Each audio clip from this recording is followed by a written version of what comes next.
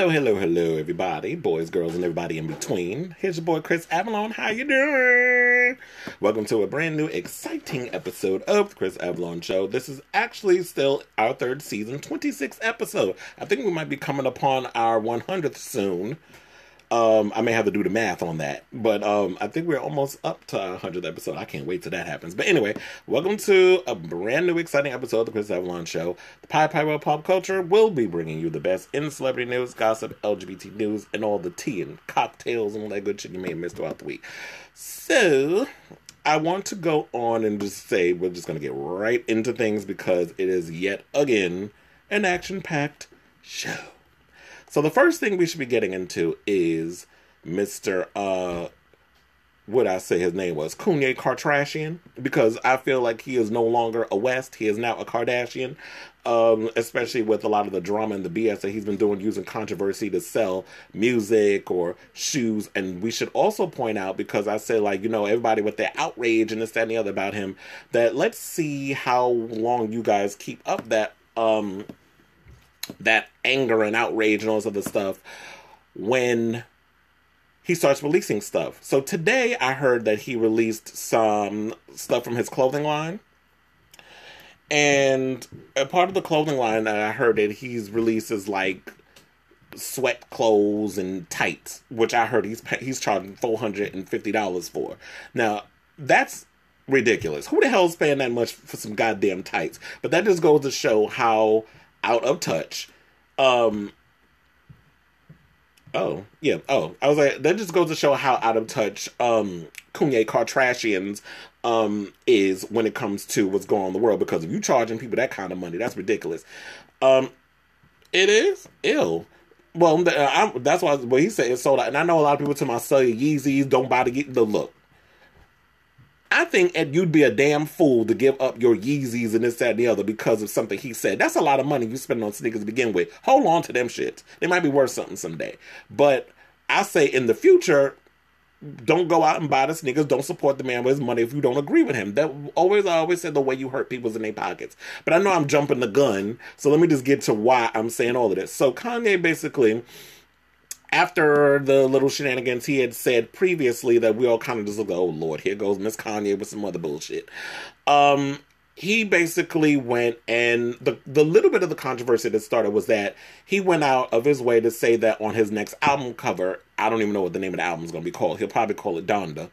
He wants to put Dr. Jan, the guy who did his mother's plastic surgery, on the cover of his next album. Now, last time I checked, when the surgery and stuff was done, Donda was fine and still alive. The way she died was that he had one of his relatives taking care of her at home, and the relative left her unattended while the relative went out and started partying and having a good time. Because apparently the relative needed a goddamn break from taking care of Donda West and all the 8,000 surgeries she wound up getting at once. Between all the little plastic surgery she was getting to look fabulous and flawless, she also got liposuction and a whole bunch of other stuff as well. So,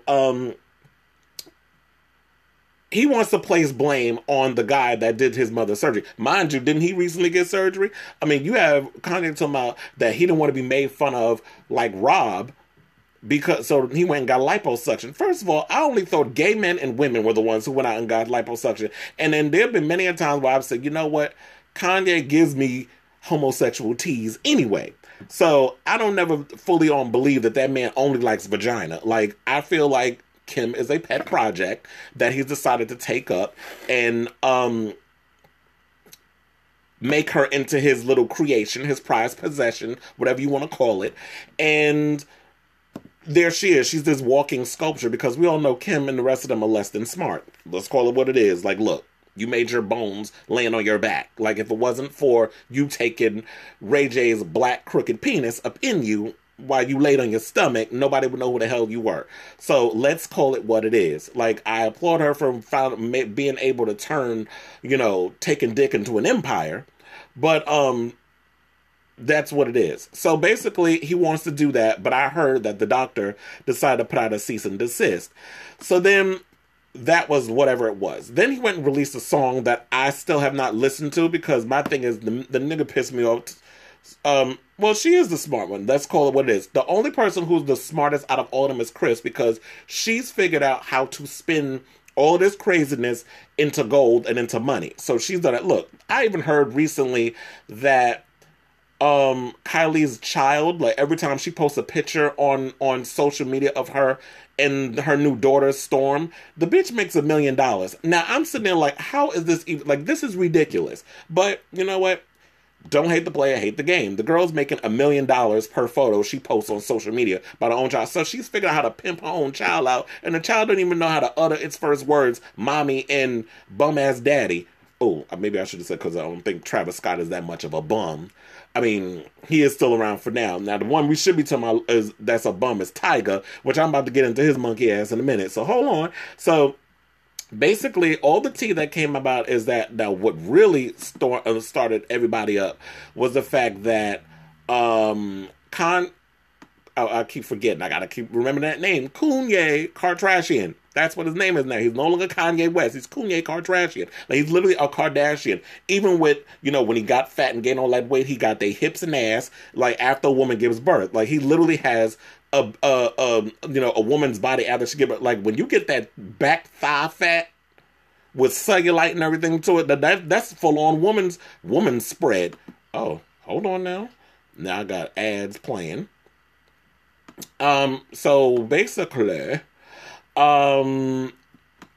I want to do is I want to go into a clip that he played when he went on TMZ and basically said some stuff about black folk and slavery being a choice, and how Van Lathan, shout out to him, had to dig into that ass and give him a goddamn education. So what I'm going to do is, because I got to play this whole thing, I'm roll the clip, and then while I got you guys on Facebook Live, I'm going to read what he said. Roll the clip.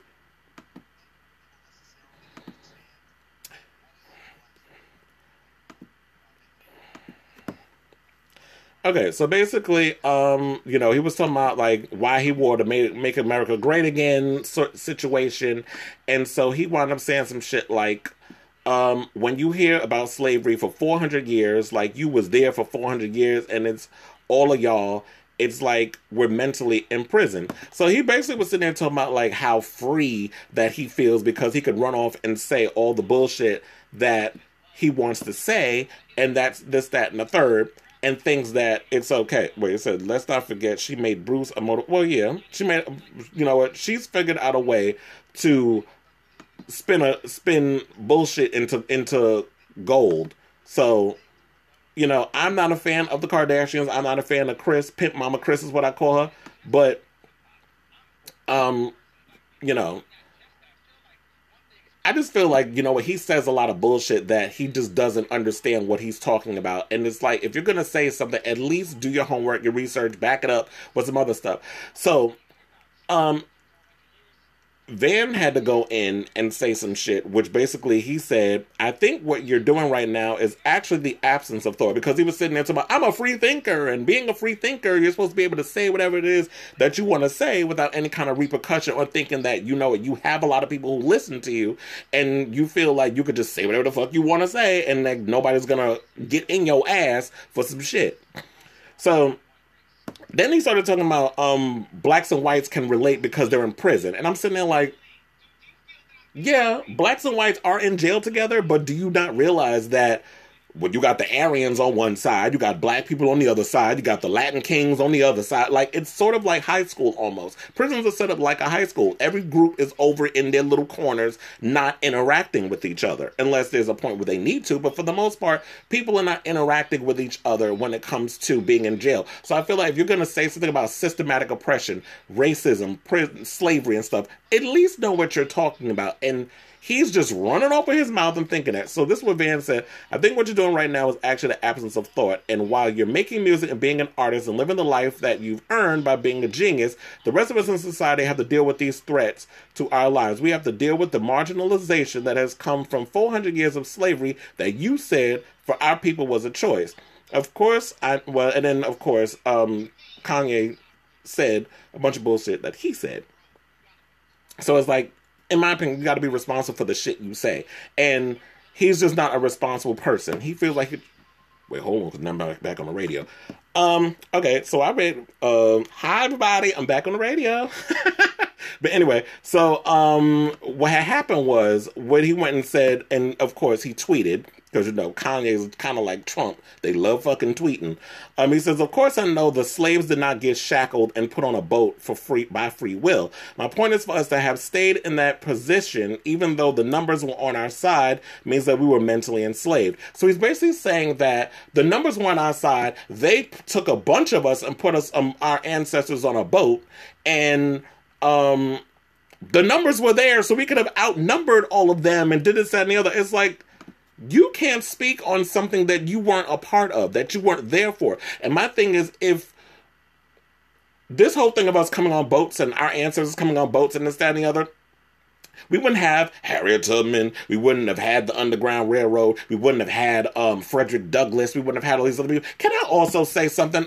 It goes to also show that the media and all these other people, do your fucking homework. First of all, would y'all stop saying that slavery lasted 400 years? It did not last 400 years, and nobody has corrected this.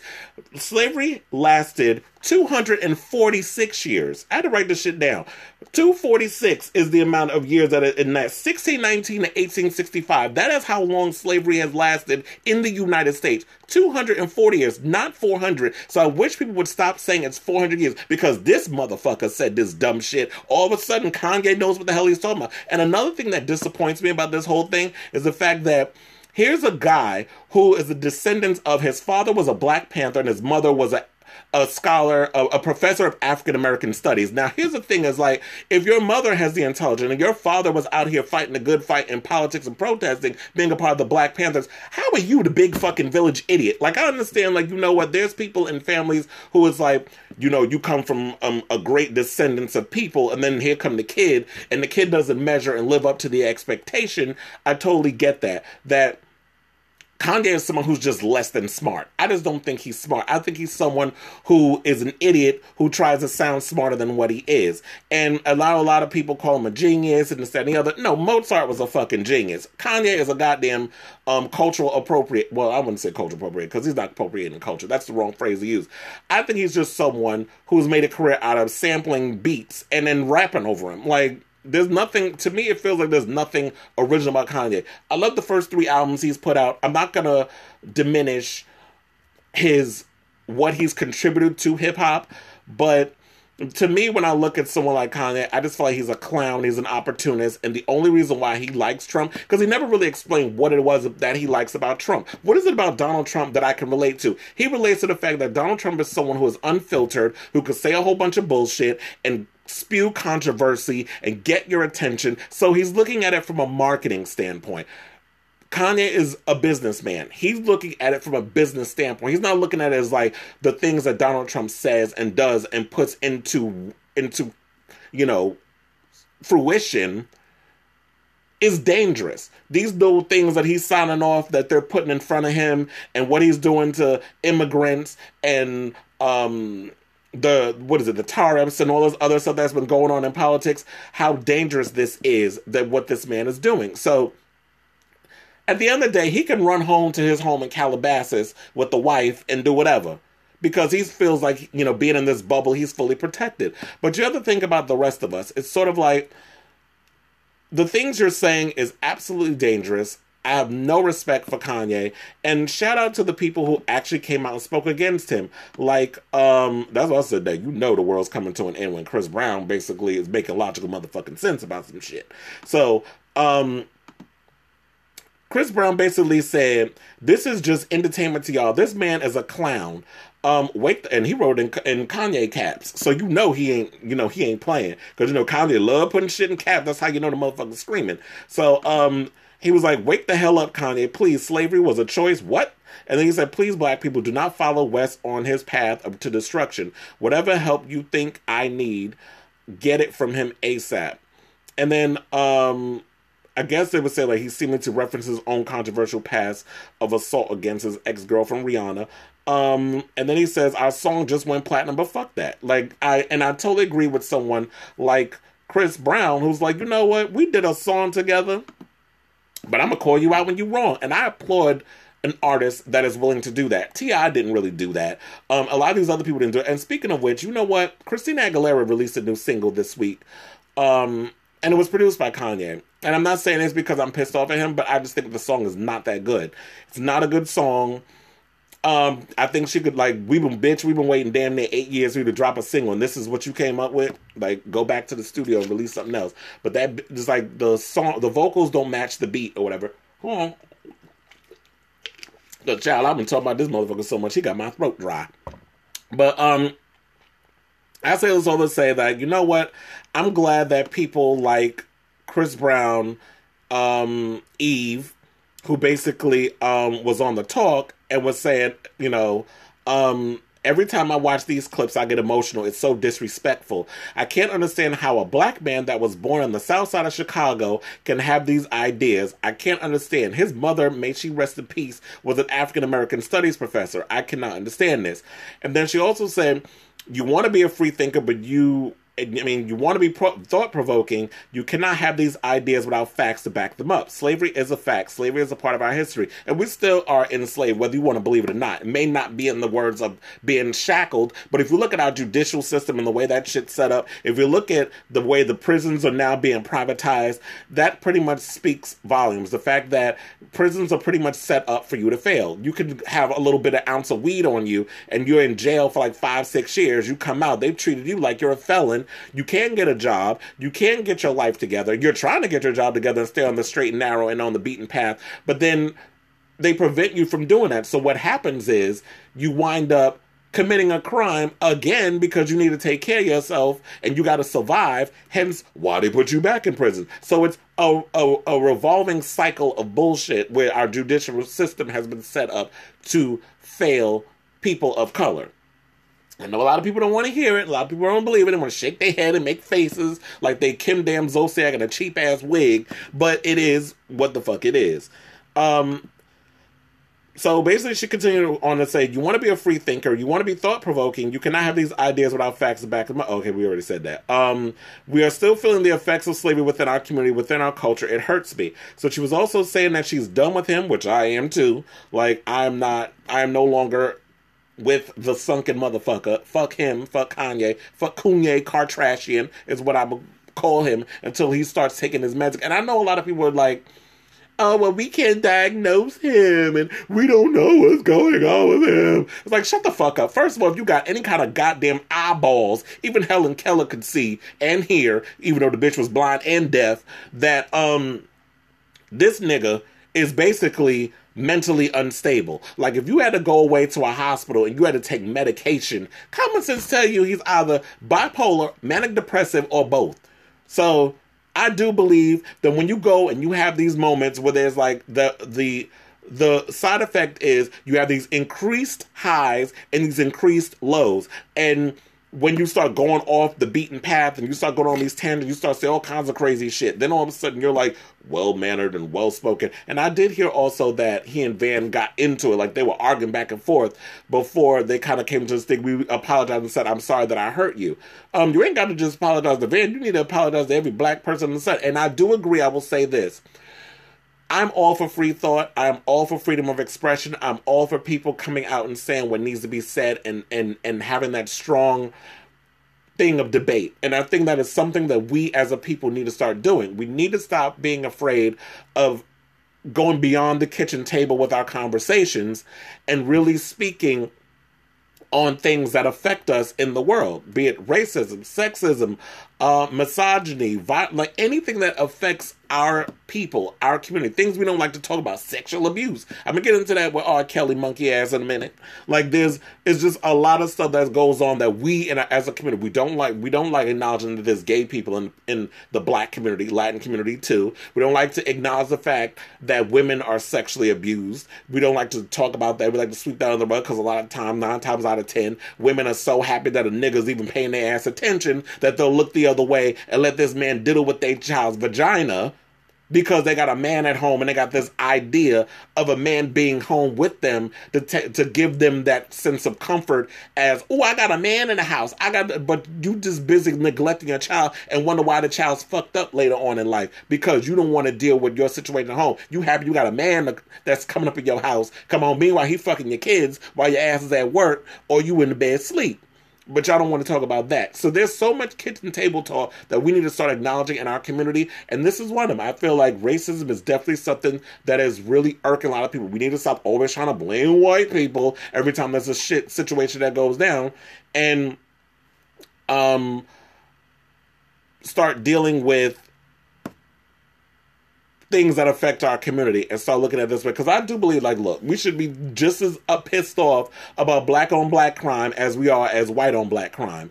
And also situations where I was reading this morning, there's an elephant in the room that we don't talk about. Black women who are beat and abused by the police. Police brutality amongst black women. We don't talk about that.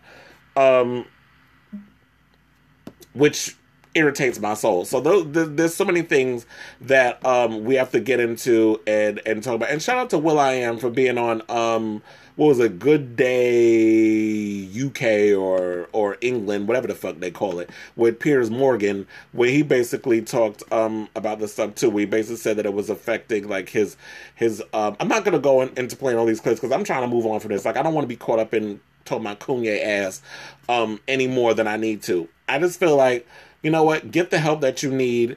If people are really upset about the things that Koonye has said, that I feel like we need to fight with our wallets and not just focus on, we're outraged now, but, you know, when it's time for him to put out an album or it's time to put out clothes and this, that, and the other, that all of a sudden the anger that we had for him has pretty much gone out the window. So let's move on to someone by the name of Blac Chyna. So apparently word on the street is that she has seen her coinage diminish since cutting ties with the Kardashians. According to TMZ, Blac Chyna is turning 30 next week. And according to them, they said she spread the word to promoters that she's available for glove bookings. They did a little digging, and turns out Chyna's earning power has fizzled since breaking up with Rob, unless waging courtroom war counts.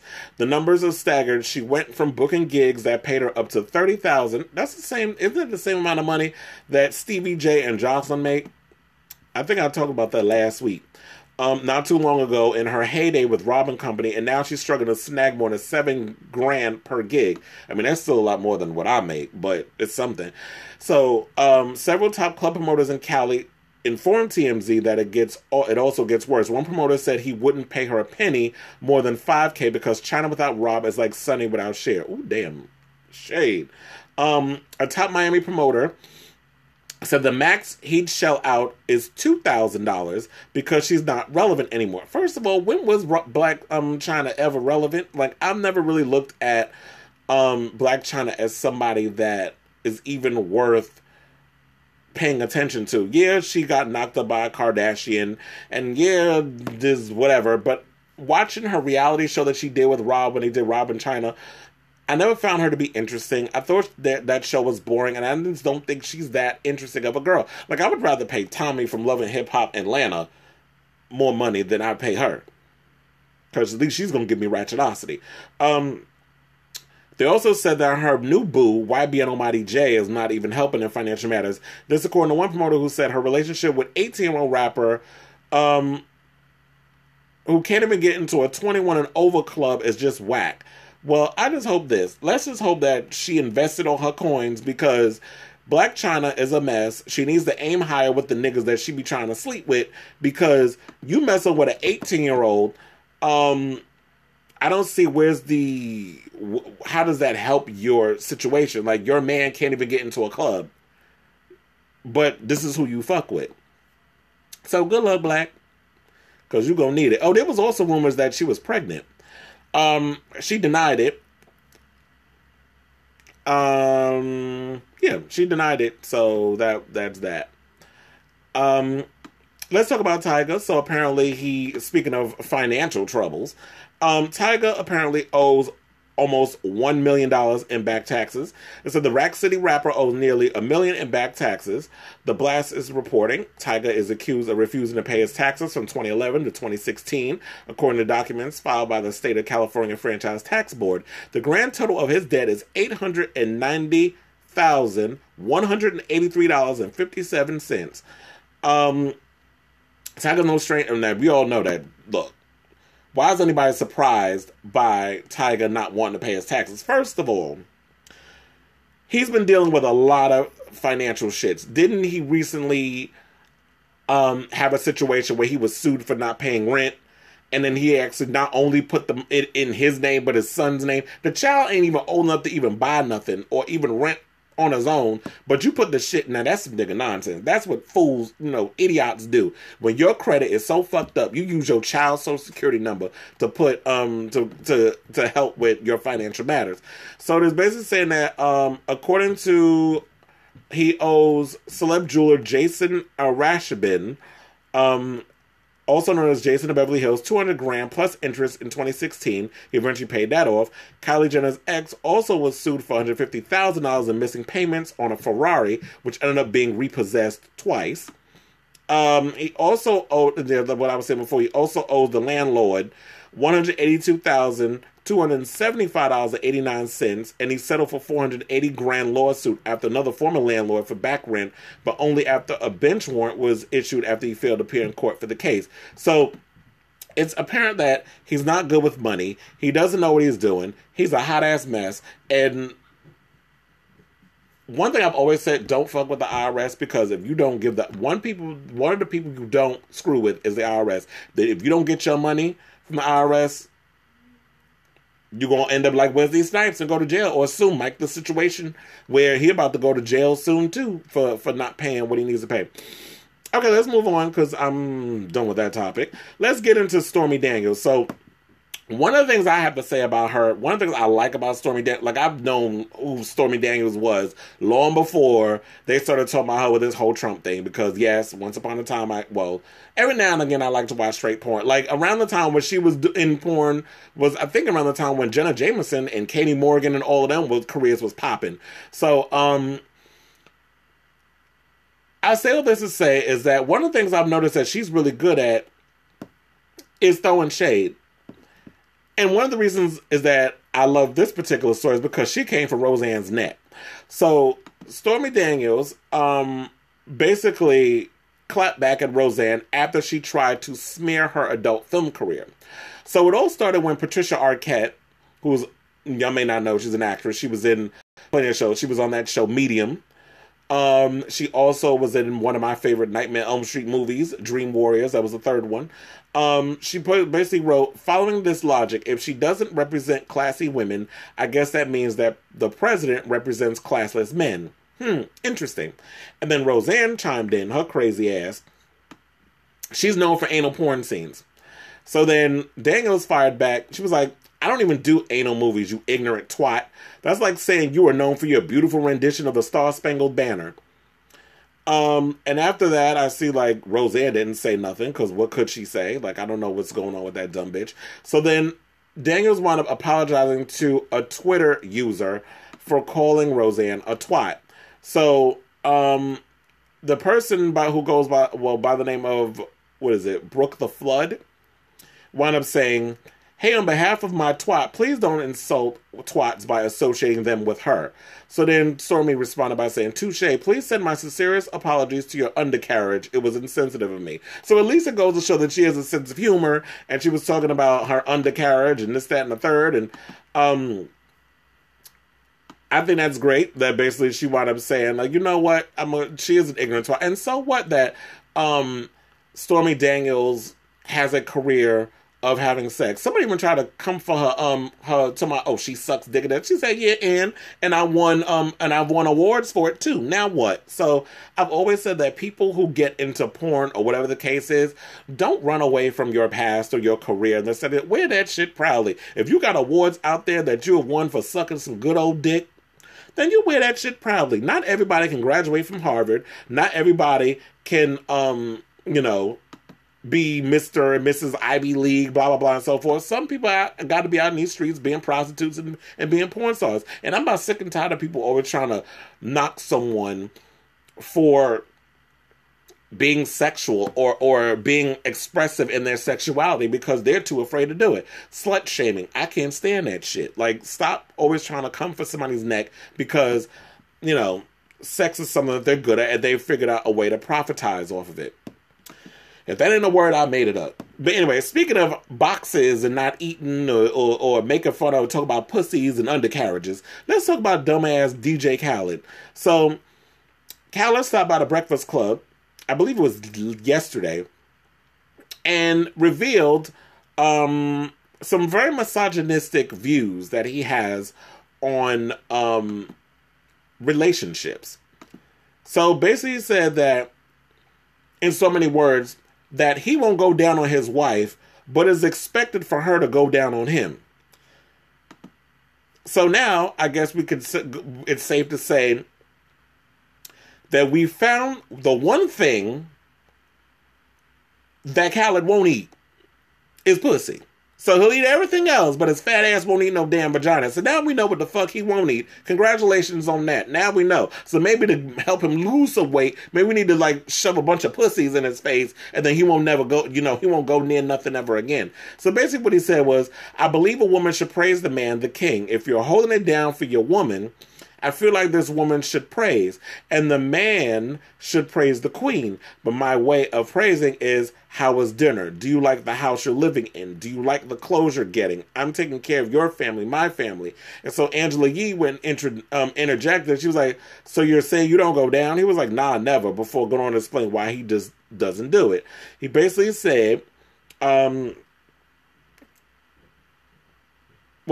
yeah, so that's basically what he said. And to me, I just feel like that's ignorant. I could understand if like that's not something you're into, that's fine. But I felt like his views on that was just disgusting and disrespectful. Like, you go and talk about, oh yeah, oh no, you going to do that to me. Like, I'm going out of my way. I'm the breadwinner. I'm paying these bills. I'm doing that. I'm doing this. And this is sort of like, for you to kind of come with that kind of sense of ignorance, it's just childish, it's misogynistic, and it's ridiculous.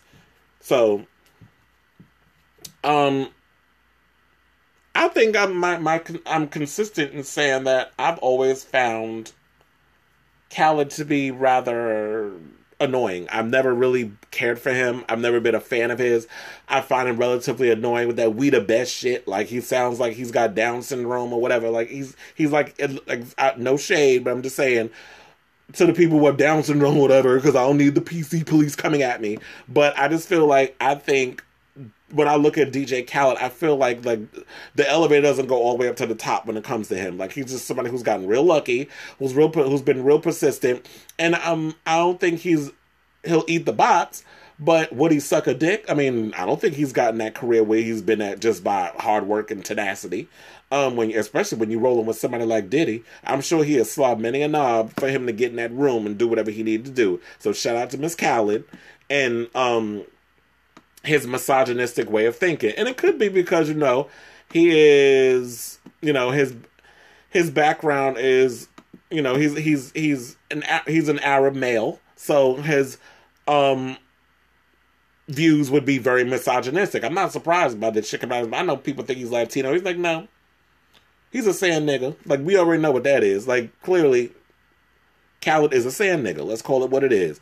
So, kind of like, what's his name? The other one that used to go out with Koonye Kartrashian. The rapper. French Montana. But we ain't going to go into... I'm not going to throw shade at French. I'm just saying, combination of the, they come from the same tribe. They like camels and shit. But anyway, let me stop being stereotypical. Let's just move on. So, speaking of which, let's talk about them donkeys over at The Real. So, congratulations, I guess we could say to them for winning their first Daytime Emmy for Outstanding Entertainment Talk Show Host. The show, which is hosted by Lonnie Love, Tamara Mowry, Hauser, whatever, Adrian Bailon, and Jeannie Mai, who had one of the worst wigs I've ever seen on the other day. Shit looked dry as hell. But anyway, so they won their award and this, that, and the other. And there was a situation that happened where Lonnie Love felt the need to clap back at The View, who didn't win. So what it was is that I guess they were in categories with The Talk and The View and all this stuff. They were nominated. Whoopi Goldberg ignited the conversation by saying, one of the interesting things we're talking about really is how people perceive shows like ours, but there isn't another show like ours, is there? So maybe she was kind of insinuating some shade, but I don't think that's where they were going with it. So then Joy went and said, well, they copy us. There's a couple out there that copied us because we started that. They don't do a child having a tantrum in politics. That's what we do. The ladies continue to try to separate the caliber of their show from others. So Lonnie Love got wind of the comments and aimed at her and the co-host amid the Emmy win and addressed Goldberg and The View and said, still love The View and all the other shows that empower women. That is why when we accepted the Emmy, I made sure to thank the nominated shows. This is what she wrote on Instagram, and she was like, okay, so I'm going to just read the whole thing from the top. She's like, still love The View and all the other shows that empower women. That is why when we accepted the Emmy, I made sure to thank the nominated shows. Whoopi even sent a basket congratulating The Real. If anyone watched The Real this week, you saw us discuss Mute R. Kelly, Bill Cosby, and the Kanye interview. Yeah, that's true, but I felt like their opinions on it just sounded like something that was written for them to say, rather than it coming from a real authentic place. Like, I watched them and I'm like, you bitches ain't that fucking bright when I watch y'all on The Real, but whatever.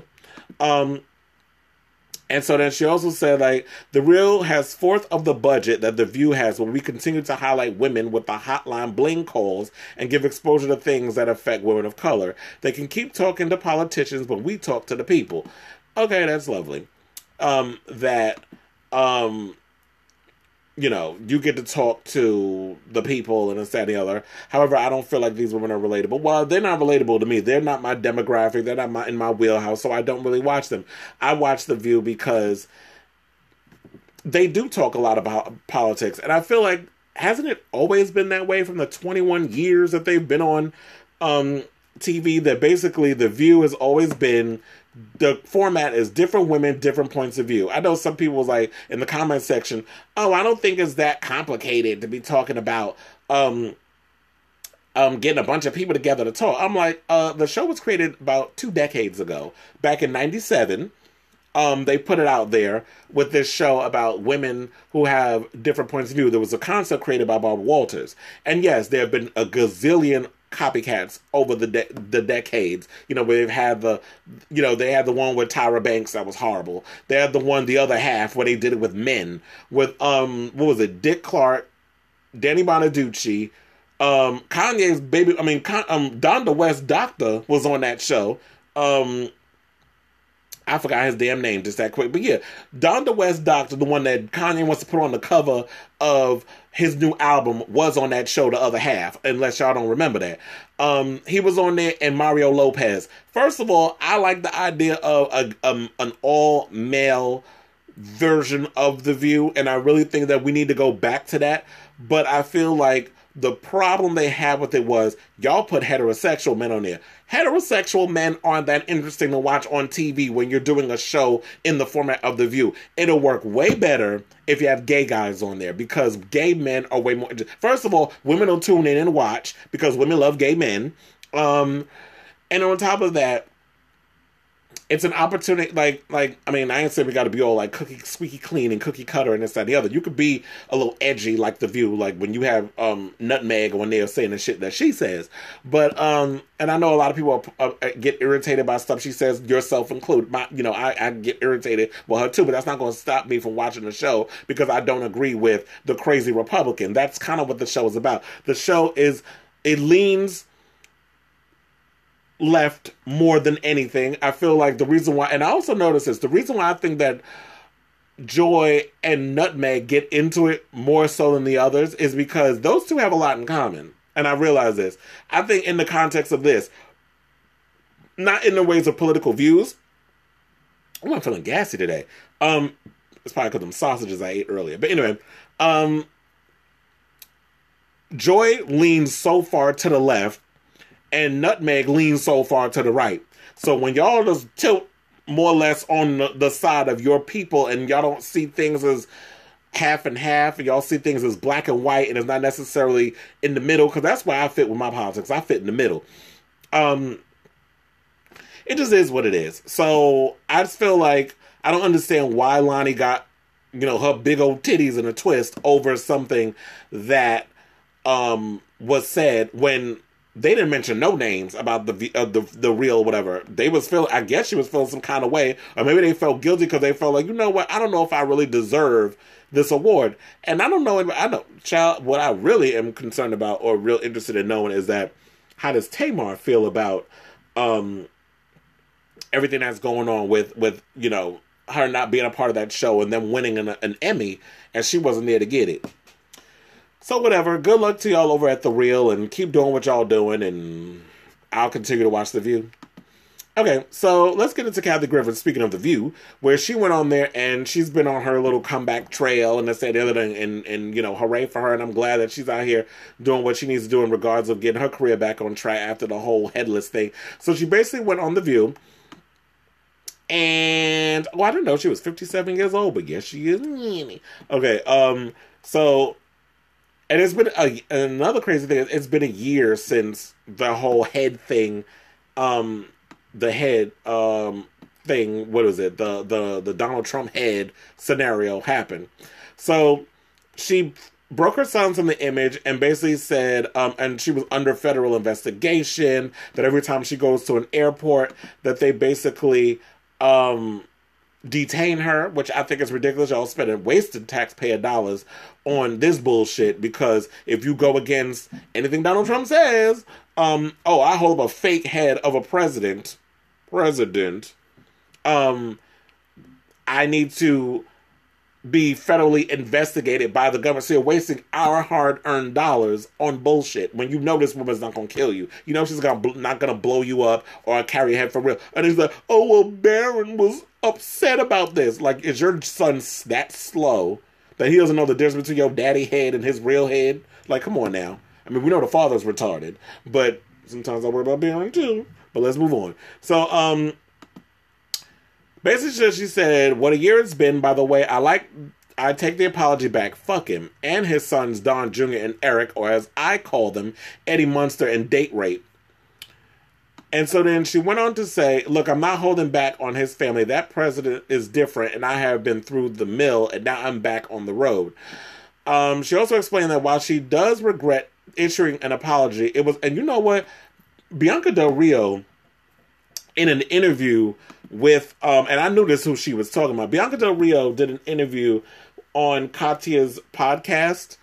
Damn, the name escapes me. But I have another topic that I'm going to bring up that kind of ties into another person, Willem, that we're going to talk about later. Because Willem opened up about being a male prostitute at 17 and having, 10 Republicans that he sucked off at a hotel in one day. So, he went on Katya's radio show. I cannot remember the name of the goddamn show. It'll come to me when I bring that topic up later on, because I don't have it open in front of me right now. But one of the things Bianca Del Rio, I got to give her a shout out to her, because she wound up saying something or another about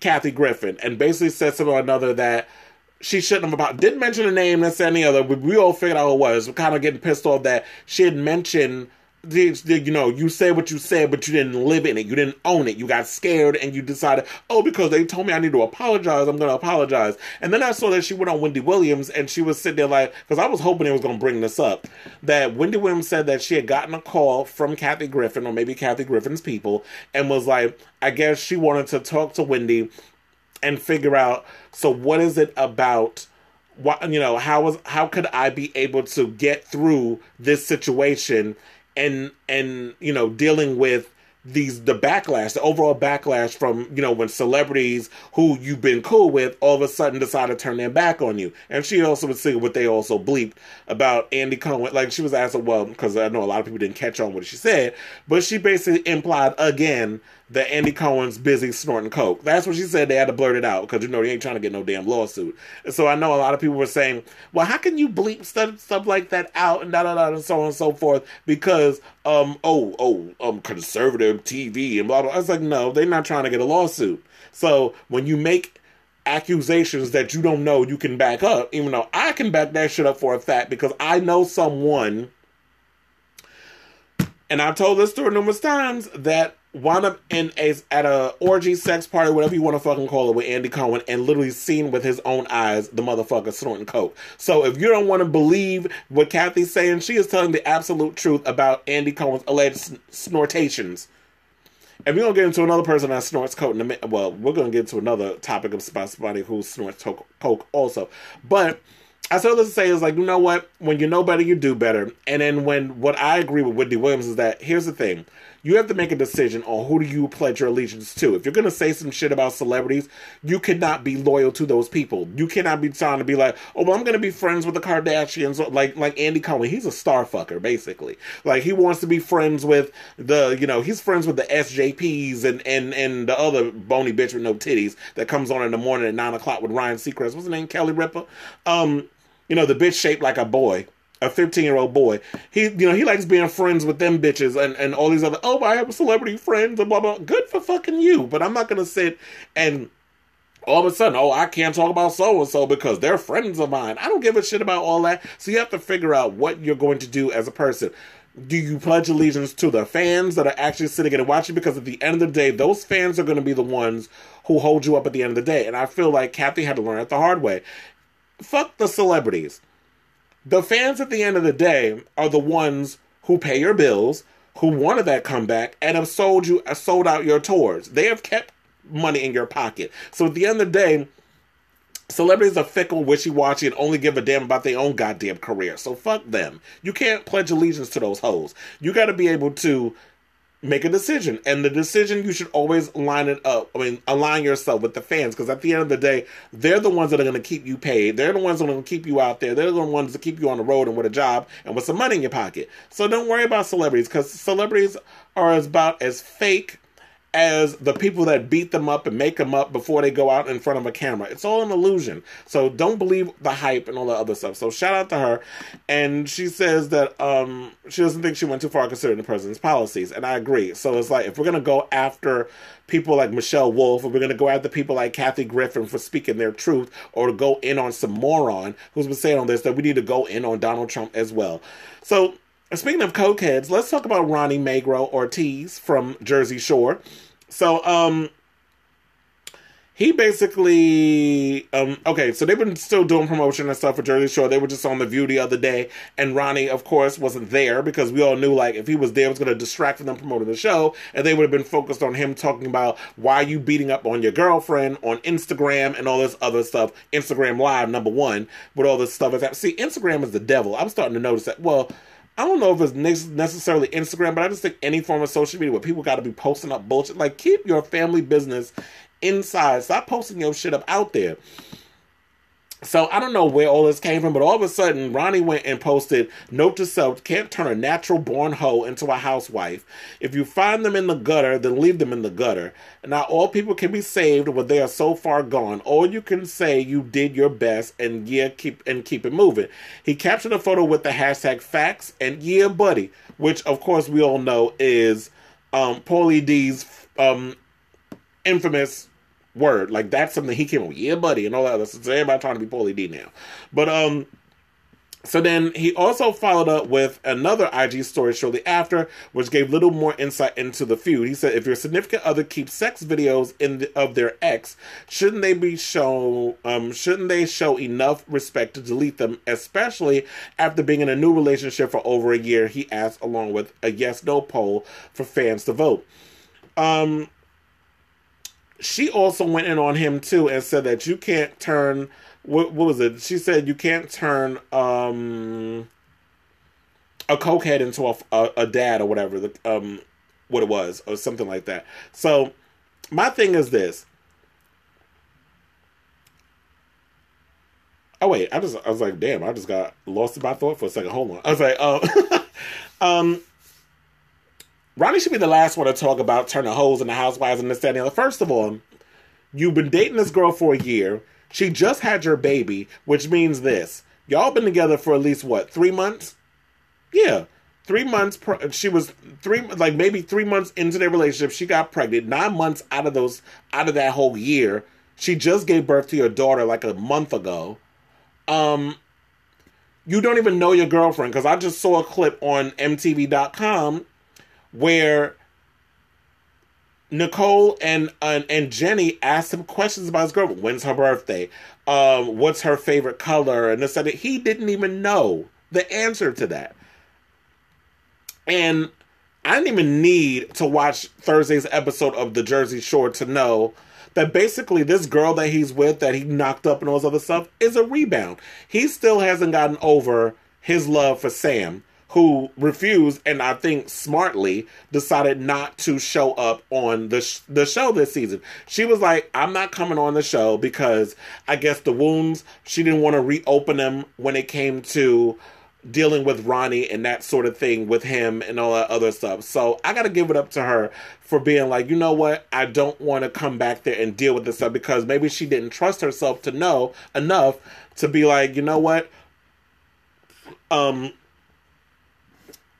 don't want to mess up a good thing with the guy that I'm in a relationship with at home. So I'm not going to partake in a show like The Jersey Shore Family Vacation.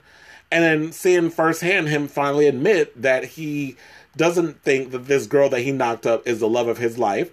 I think he realizes that getting this girl pregnant was a mistake, that they're not going to belong together, that he's repeating basically a pattern that he grew up with, because his parents, he's a product of divorce, or he's a product of not being in a one family home, that his father's over here, his mother's over there. So it's a learned behavior. I always say that a lot of times we take the sins of our parents and we subconsciously incorporate it in our lives, and we repeat the same pattern down the road and spirals until it sort of gets to the point of like, what do we do? Like, how do we change the narrative? How do we change the pattern?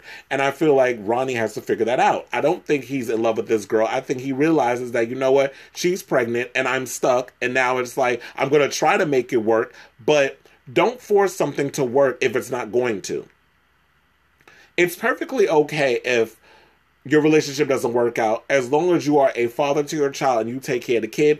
That's all that matters. So watching these past episodes, another thing, I think a lot of these kids have forgotten, because back when Jersey Shore was popping back in the day, like, what was it, 10 years ago? Social media wasn't what it was back then. You didn't have people in the clubs with their phones out filming you as you're being filmed on camera. Now, when you go to clubs, you can't be up in there telling people to confiscate their phones because we're shooting a reality show. So there's going to be people out here who are petty, who want their 15 minutes, who are going to piggyback off of you. And they're going to be up there with their phones filming you while you fucked up off that Ron juice and whatever else that you were drinking throughout the night. Grinding up on girls, grabbing them in their ass, leaving the club with them, doing sexual shit. Like, they're going to be people who are filming this. And literally how they said it, they created an Instagram page of when these kids are out at the clubs, and they posted on there and they tagged the girlfriend in it. And he even said that he wasn't planning on marrying her. Like, he doesn't seem like that's not something they talked about. So remember, you saying you can't turn a hoe into a housewife. You should have thought about that before you fucked that hoe. You should have been married before. You should have thought about that before you got that hoe pregnant. So if you're gonna call hoes into a housewife, what does that make you? That's all I'm going to say about that. So, we're now down to the wire. Our first hour is just about done. What we're going to do is we're going to take a break. When we come back, I got some tea on Tyra Sanchez, who has literally become the biggest troll ever on Drag Race. We're also going to talk about a queen who I feel has officially dethroned Fifi O'Hara as the worst Drag Race contestant in the history of Drag Race. And I'm talking about this bitch that, what's her name, the nappy ass hair, the Vixen. We're going to talk about that old dragon when we come back with her. We're also going to talk about a couple of shows that have been nominated, movies and TV shows that have been nominated for the MTV Movie and TV Awards. Drag Race is a part of that list. We're going to talk about that. We're going to talk about R. Kelly and this whole Me Too movement, how people have finally woken the fuck up and is taking him to task for his shit. We're going to talk about Bill Cosby's career star continues to wane. We're going to talk about him and Roman Polanski. Also got some gossip about a Hollywood couple, gay Hollywood couple, is finally breaking up after 6 months of marriage. We're going to talk about That and my thoughts.